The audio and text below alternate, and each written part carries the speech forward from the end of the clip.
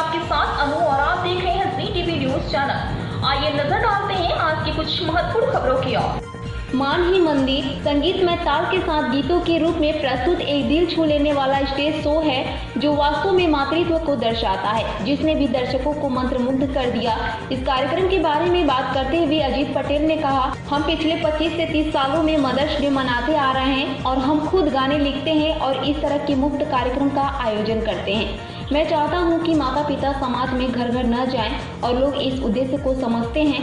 उन्होंने कहा कि यदि आप भगवान कृष्ण को समझना चाहते हैं तो आपको पहले भगवान राम को समझना होगा और यदि आप भगवान राम को समझना चाहते हैं तो आपको हमारी माँ को समझना होगा। यही मेरी आकांक्षा है, माँ को भगवान माना जाना चाहिए। मेरी माँ की हमने समाज को यह संदेश देने की कोशिश की है कि भगवान हमारे लिए हैं। यह संदेश मान के प्रेम और बलिदान को दर्शाने वाले गीतों के एक कार्यक्रम के माध्यम से दिया गया। मैं यह संदेश देने के लिए इस कार्यक्रम का आयोजन कर रहा हूँ कि माताओं को अपने बच्चों द्वारा जीवन भर सम्मान और खुश रहना चाहिए। चाहे पुराना समय हो या आज का आधुनिक युग, समय भले ही बदल जाए लेकिन माताएं हमेशा अपने बच्चों का आजीवन हित और खुशी चाहती हैं। पेश है अहमदाबाद से नीता लिंबाचिया की खास रिपोर्ट।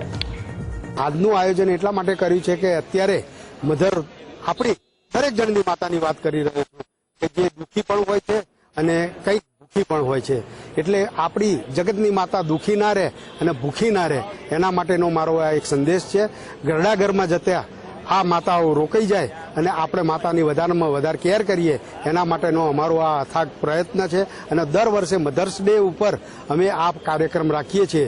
મધર્સને બીજા દુનિયાનો તો મધર્સ ડે તરીકે ઉજવે છે, પણ આપણી દુનિયાની અંદર ભારત દેશની અંદર માતાના આપણે પૂજનીય તરીકે વર્તીએ છીએ અને પૂજા તરીકે આજે આપણે પૂજાનો દિવસ રાખ્યો છે। માતાનો મધર્સ ડે તો ઠીક છે, પણ આજે માતાનો દરેક જણની માતાને આજે પૂજવી જોઈએ એવો અમારો આશય છે। કારણ શું કે માતા આપણને જન્મ આપે છે, જ્યારથી આ પૃથ્વીનું અને જ્યારથી આ સૃષ્ટિનું અસ્તિત્વ થયું છે ત્યારથી આ દિન સુધી જો કોઈ શ્રેષ્ઠ જીવ હોય તો એ માં છે। માને લાગણી અને વાચા એ બંને ગમે ત્યારે પણ મુરઝાઈ જાય છે। એ શાના માટે તો એનું એક ઉદાહરણ આપીશ કે આપણું અંગ છે, એ અંગની અંદરથી જો એક આંગળી આપણે છૂટી પાડી દઈએ તો એ આંગળીને તકલીફ નથી પડતી, પણ તકલીફ આપણા અંગને પડે છે।